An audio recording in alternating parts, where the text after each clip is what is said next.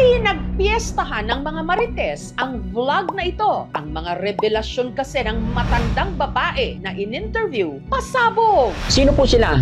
Hindi, yung pangalawang asawa yung asawa. Ano po?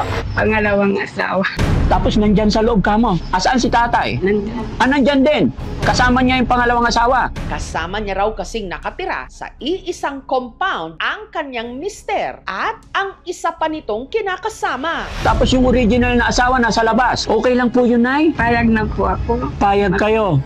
Tay, matanong ko lang kung di sana mamasamay, totoo ba yung sinabi ni nanay na dalawa asawa mo? Oo, sir. First time kong maka-encounter ng ganoong kwento. Hindi ko alam kung sasabihin kong maging proud ako, pero hindi dapat pamarisan.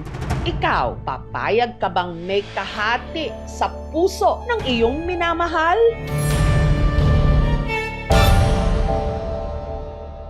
Sa bayan ng Mga Tarem sa Pangasinan, nakatira ang tatlo. Ang 73 anyos na ngayong si Tatay Manuel at ang pangalawa niyang asawa, ang 63 namang itago natin sa pangalang Rose. Dito kami natutulog ni Tatay Manuel, saka ako. Tapos dito naman sa kabilang kwarto, yung tatlong binata, dalawang anak ko at saka isang apo ko. 17 katao dito eh. Sa kubo namang ito na nasa tabi lang mismo ng kanilang bahay, nakatira ang unang misis ni Tatay Manuel, ang 75 anyos na ngayong si Nanay Baby. Ang dami-dami nila. Ayaw ko mikisiksi. Malamang dahil sa napakasalimuot nilang sitwasyon, iniisip ng iba na ang kanilang relasyon tensyonado. Pero paglilinaw nila sa maniwala man kayo o hindi, sila raw ay magkakasundo. Basta nagsasama kami na maganda, walang nagagalit sa amin tatlo. Dahil hindi na raw nakakapagtrabaho sina Tatay Manuel at Nanay Baby, dala ng katandaan, si Nanay Rose na ang nagbabanat ng buto pang sustento sa 15 nilang mga anak. O lahat ng umaako ng responsibilidad ngayon. Kung maganda-ganda, tumutubo ako ng 2.5, nagkakasya na lang. Wala man silang masamang tinapay ngayon sa isa't isa. Malayo raw ito nung nagsisimula pa lang silang magsama sa iisang bubong. Sa Maynila, unang nag-cruise ang landas ni Nanay Baby at Tatay Manuel noong dekada 70. Mabait siyang kausapin, hindi suplada. Mapagmahal. Mabait siya. Hindi nagagalit. Nagkamabutihan sila. Pero nung mga panahong yon, si Nanay Baby may sabit. So, hindi ako nagsisinungaling. May asawa ko una. Meron na rin siyang 3 mga anak. Pero sa kabila nito, si Tatay Manuel, pursigido raw na mapaibig si Nanay Baby. Nung nililigawan ko siya, sinabi ko na tayo na lang dalawa magsama. Naghiwalay kami yung asawa ko.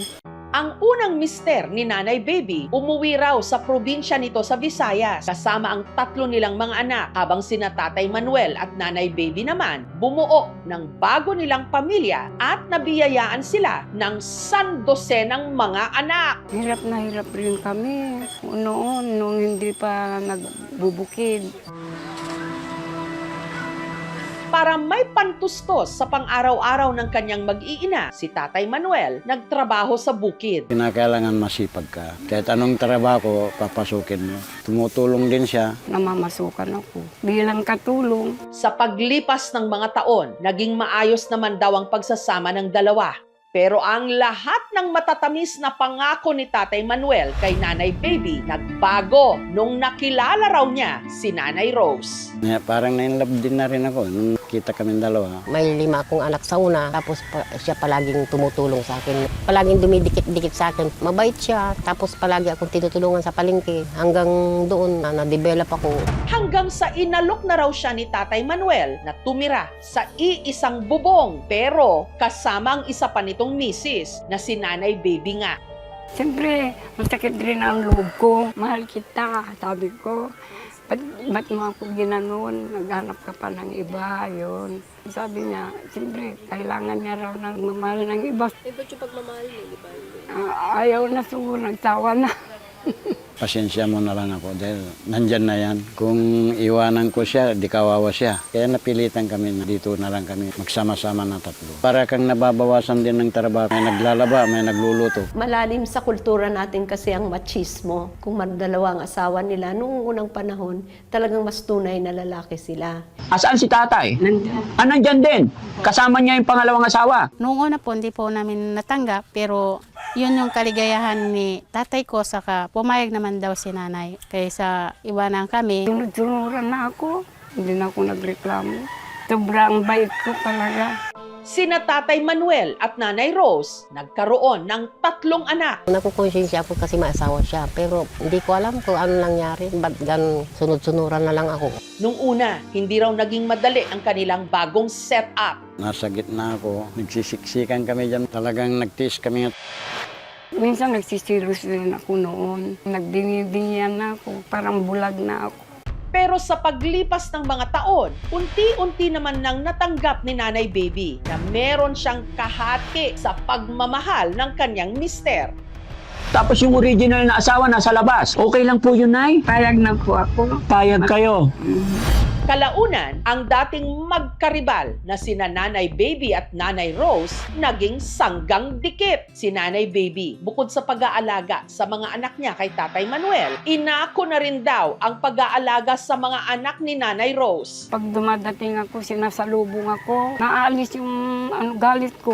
Ang tawag nila sa akin, nanay. Mahal niya rin yung mga anak ko. Bago panganak, hanggang lumaki sila, siya na nag-alaga yung mga anak ko.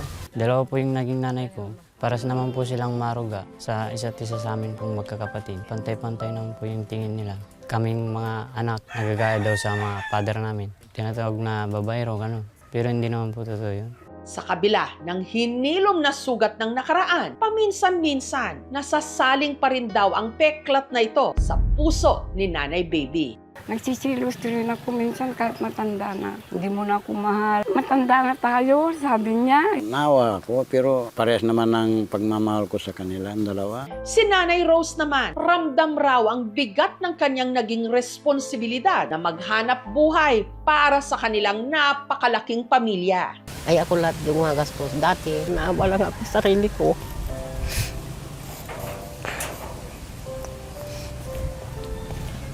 Kasi biro nyo, 17 kataong pinapakain ko. Ang dami-dami nila.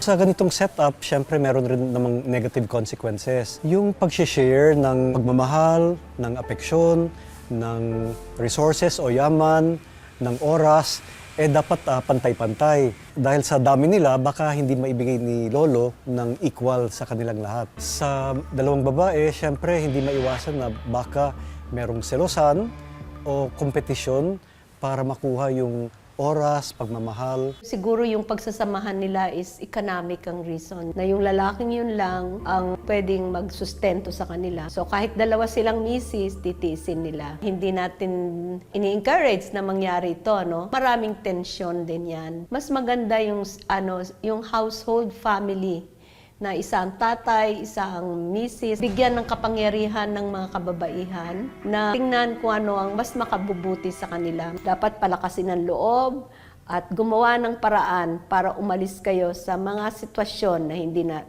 nakakapagpaligaya sa inyo. Panahon na rin na tignan ng mga kalalakihan kung anong ikabubuti ng kanilang mga anak at kanilang mga misis. Hindi lang yung personal na interes nila. Para magabayan ang mga desisyon nila sa buhay, kinausap sila ng isang counselor. Hindi na po kayo nag-work, no? Hindi na po kayo nagtatrabaho, except si Nanay Debbie Ako na lang po.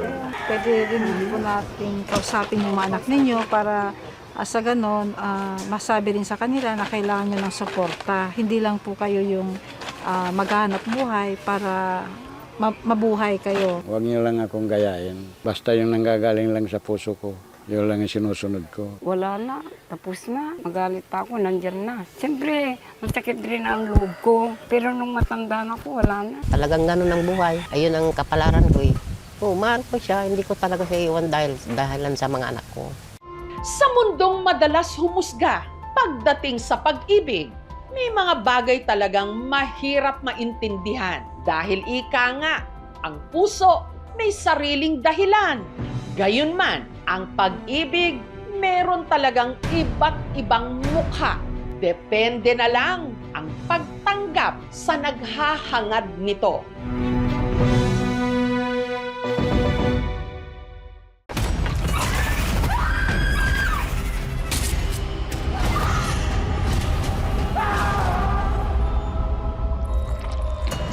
Alangga ko ikaw, Apo.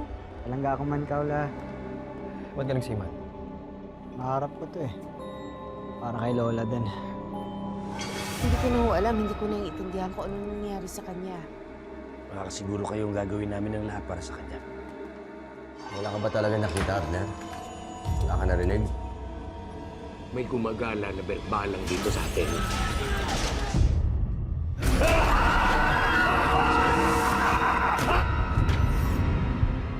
Ang mga nangangambang puso't isip, ginagamit yan ng demonyo para kumapit sa kaluluwa ng tao. Alam mo kung sino yung dapat mong ipagdasal na hindi mo makita? Si Pochong. Kumakain ng patay, may mata ng pusa, may pakpak ng pangke, lumalakas kapag kabilugan ng buwan. Mag-iingat ka sa masusunod mo sasabihin. You know about the Pochong? Please refrain from talking about Pochong. Do not attract its attention. Father Rex, yan po bang pinakamatinding sanik na naharap ninyo? Hindi ako titigil hanggang hindi ako nakapaningin. Hindi tayo magpapatay. Nakampi natin ang Diyos. Huwag sumapakita sa akin! Ha? Masusunod ang kaluluwa mo, Silvierno! Mapatawad ang Diyos sa lahat ng lumalapit sa kanya!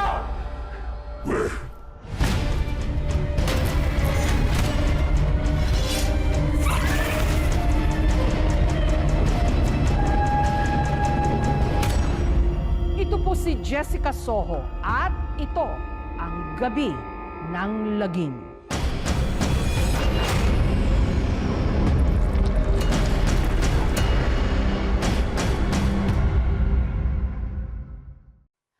Thank you for watching, mga kapuso. Kung nagustuhan niyo po ang videong ito, subscribe na sa GMA Public Affairs YouTube channel. And don't forget to hit the bell button for our latest updates.